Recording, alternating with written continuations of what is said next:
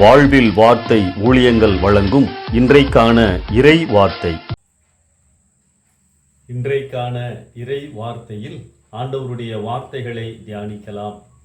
எப்படியெல்லாமோ வாழ்ந்துவிட்டு ஒரு நாள் நாம் ஆண்டவரிடத்தில் பாவ மன்னிப்பை பெற்று அவருடைய பிள்ளைகளாக மாறின பின் நம் சுபாவங்களில் குணநலன்களில் மாற்றங்கள் ஏற்பட்டு கொண்டே இருக்க வேண்டும். இதைத்தான் வேதம் பல இடங்களில் வலியுறுத்துகின்றது. ஒருவன் கிறிஸ்துவுக்குள் இருந்தால் புது சிருஷ்டியாய் இருக்கிறான் என 2 கொரிந்தியர் 5:17 வாசிக்கிறோம். யாக்கோபு எழுதின பொதுவான நிருபத்தில் சோதனைகள் வேதனைகள் மத்தியில் வாழ்ந்து கொண்டிருந்த முதல் தலைமுறை கிறிஸ்தவர்களுக்கு யாக்கோபு ஆலோசனை சொல்லுகின்ற பொழுது பொறுமையாக இருப்பதினால் உண்டாகும் 3 ஆவிக்குரிய நன்மைகளை குறிப்பிடுகின்றார். இன்று காத்திருப்பது, பொறுமையாக இருப்பது அநேகருக்கு கசப்பு கீரையாக உள்ளது. பொறுமை எட்டா கனியாகவே உள்ளது. எல்லாம் உடனே கிடைக்க வேண்டும் என்ற அவசரமான உலகத்திலே நாம் வாழ்ந்து கொண்டிருக்கின்றோம். ஒருவன் ஆண்டவரிடத்திலே, ஆண்டவரே எனக்கு பொறுமையை தாரும் என்று ஜெபித்தானாம்.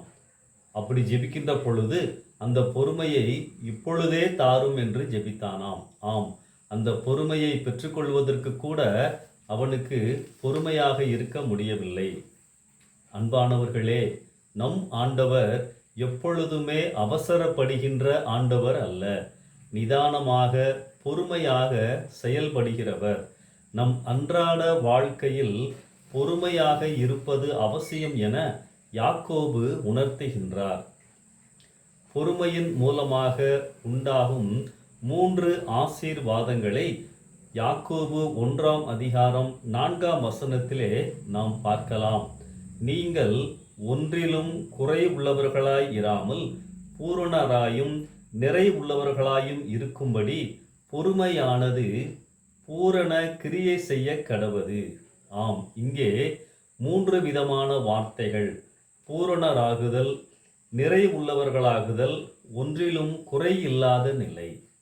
இந்த 3 வார்த்தைகளையும் கவனிப்போம். முதலாவது பூரணராகுதல், பெர்ஃபெக்ஷன். பொறுமை பூரணமான நிலைக்கு நம்மை கொண்டு செல்லும் என வேதம் கூறுகின்றது. பூரணமாகுதல் என்றால் தெளிவாக, முதிர்ந்த, முழு வளர்ச்சி அடைந்த நிலை என பொருள் கொள்ளலாம்.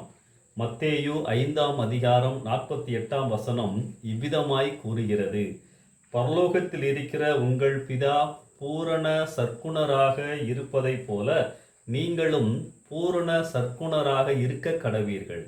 இதுதான் பூரணராகின்ற நிலை. பொறுமை நமக்கு இதை கொடுக்கின்றது. இரண்டாவது நிறை உள்ளவர்கள் ஆகுதல், கம்ப்ளீட்னஸ். ஆண்டவருக்கு முன்பாக தகுதியாக இருப்பது. பலி கொடுக்க தகுதியான மிருகம், ஆண்டவருக்கு சேவை செய்ய தகுதியான ஆசாரி. இந்த அர்த்தத்திலே இங்கே சொல்லப்பட்டுள்ளது. அதாவது பலவீனங்களையும் ஒழுங்கில்லாத தன்மைகளையும் மனிதன் வாழ்விலிருந்து நீக்குவது. ஆம், நிறை உள்ளதாக்குகின்ற நிலையை பொறுமை நமக்கு கொடுக்கின்றது. மூன்றாவது ஒன்றிலும் குறை இல்லாத நிலை, டெஃபிஷியன்ட் இன் நத்திங். நம் பலவீனங்களிலிருந்து பாவங்களிலிருந்து விடுபட்டு இயேசுவுக்கு பின் அவருடைய தரத்தை எட்டுதல். தோல்வியிலிருந்து கொஞ்சம் கொஞ்சமாக முன்னேறி அசையாத நிலையான தன்மையை பெறுதல். ஆம், பொறுமையாய் இருக்கின்ற பொழுது ஒன்றிலும் குறையில்லாத நிலையை ஆண்டவர், பரிசுத்த ஆவியானவர் நமக்கு கொடுக்கின்றார். அன்பானவர்களே, நம்மிடத்தில் வேதத்தின் எதிர்பார்ப்பை புரிந்து கொள்வோம். பொறுமை நமக்குள் ஒரு நம்பிக்கையை கொடுக்கின்றது. பொறுமையாக இருப்பது என்று சொன்னால் தேவன் என்னை கைவிட மாட்டார் என்ற அசையாத நம்பிக்கை. என்னை தேவன் மறக்கவே மாட்டார் என்ற அசையான உறுதி என்று சொல்லி நாம் புரிந்து கொள்ள வேண்டும். ஆம், ஆண்டவரை எல்லா காலங்களிலும் நாம் நம்ப வேண்டும். யோபு யோசேப்பு இவர்களெல்லாம் பொறுமையாக இருந்தவர்கள். பாடுகளின் மத்தியிலும் ஆண்டவரை உறுதியாக பிடித்து கொண்டவர்கள். பாடுகளின் மத்தியிலும் விசுவாசத்தை இழக்காமல் உறுதியாக நின்றவர்கள். இந்த உறுதித்தன்மையைத்தான் நாம் பொறுமையின் மூலமாக பெற்றுக்கொள்ள வேண்டும். இதை நமக்கு கொடுக்கத்தான் ஆண்டவர் நமக்குள் செயல்படுகின்றார். பொறுமை ஆவியின் கனிகளில் ஒன்று. எப்படி வரும்? தங்கத்தட்டில் வைத்து தேவன் கொடுப்பாரா? சோதனைகள் வேதனைகள் வழியாகத்தான் தேவன் கொடுப்பார். அதைத்தான் வேதத்திலே நாம் கற்றுக்கொள்கின்றோம். தேவன் தம்முடைய பிள்ளைகளுக்கு கற்றுக் கொடுக்க எப்பொழுதுமே விரும்புகிறார். சுபாவ அளவில் முன்னேற விரும்புகிறார் என்பதை புரிந்து கொள்ள வேண்டும்.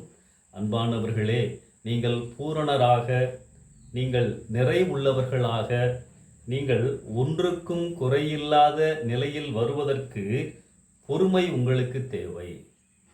பொறுமையாயிருப்போம். ஆண்டவர் ஒரு நாளும் நம்மை கைவிட மாட்டார். ஏற்ற சமயத்தில் பதில் கொடுப்பார், உயர்த்துவார், தேவைகளை சந்திப்பார். இந்த சிந்தனையோடு இந்த நாளை ஆரம்பிப்போம். கர்த்தர் உங்களை ஆசீர்வதிப்பாராக. ஆமென்.